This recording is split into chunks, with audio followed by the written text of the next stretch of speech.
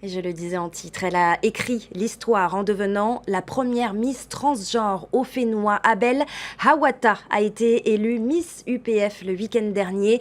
Une élection qui casse les codes et un pari réussi pour la jeune femme.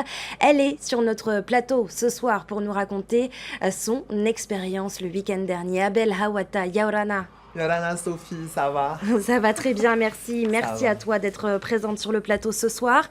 Abel, la surprise a été de taille pour toi lors de ce sacre, ou alors tu étais très confiante? C'est vrai qu'en prenant du recul, je pense que l'émotion était automatique. Je pense que j'étais très surprise automatiquement.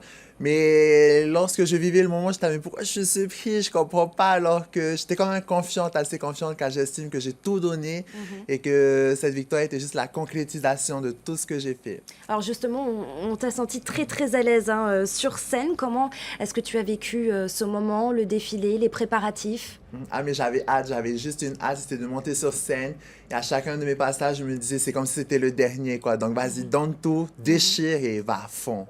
Les préparatifs ont été longs, difficiles, en plus de jongler avec les études?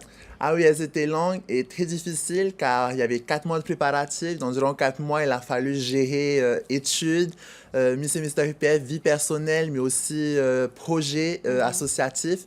Donc, c'est beaucoup de choses en même temps qu'il a fallu gérer. Alors déjà, toutes nos félicitations. On est obligé un peu de parler de ces polémiques qui ont entouré cette élection. C'est un sacre qui casse les codes. C'est selon vous comme un message pour faire avancer les mentalités aujourd'hui? Oui, c'est un message pour avancer les mentalités, mais c'est plus une envie d'être reconnu. Aujourd'hui, je pense que l'on est accepté, mais aujourd'hui, nous voulons être reconnus en tant que femmes. Et certes, beaucoup de personnes nous disaient, mais pourquoi on n'a pas fait une élection Varinetani, UPF? Alors que non, ça revient à dire qu'on n'est toujours pas femmes. Donc cette élection était vraiment le moyen pour dire que nous sommes femmes, nous avons tout à fait notre place, j'avais tout à fait ma place avec les autres candidates. Vous comprenez tout de même cette polémique qui veut que voilà, certaines personnes disent que les femmes doivent concourir avec des femmes et les transgenres avec des transgenres? Bien évidemment, je comprends, il y avait parfois des critiques très constructives, mais un jour ou l'autre, il va falloir l'accepter. On ne pourra pas l'éviter. Un jour ou l'autre, ça arrivera qu'une femme trans participe aux côtés de femmes cis. Et il faut l'accepter. C'est comme ça, c'est la vie. Voilà. Alors hier, nous évoquions la participation de la Polynésienne Kaléa Anéré, que vous connaissez, qui concourt à Miss Trans Star International. Elle évoquait le parcours du combattant, que ça a été de pouvoir s'accepter ici en Polynésie, d'où son départ, elle, en métropole. Qu'est-ce qu'il faudrait faire, selon toi, Abel, pour faire avancer notamment le processus par rapport au changement de sexe, d'identité, finalement?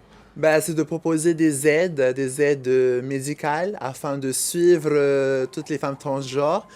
Cependant, ben, avec la CPS, c'est très compliqué. Du coup, voilà, il faut en discuter, mais pour essayer de favoriser des aides qui existent en métropole, mais qui n'existent pas encore ici. Voilà, il faut essayer de mettre en place ces aides-là ici. Abel, vous êtes tuée, on se tutoie ce soir sur le plateau de TNTV, étudiante évidemment à l'université en DUT technique de commercialisation. Quels sont tes projets d'avenir après? Pour l'instant, ben, j'ai pour objectif de partir en métropole après mon année.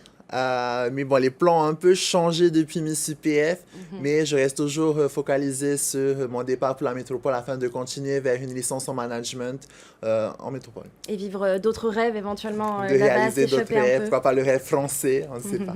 Merci beaucoup, Abel Hawata, d'avoir été notre invité ce soir.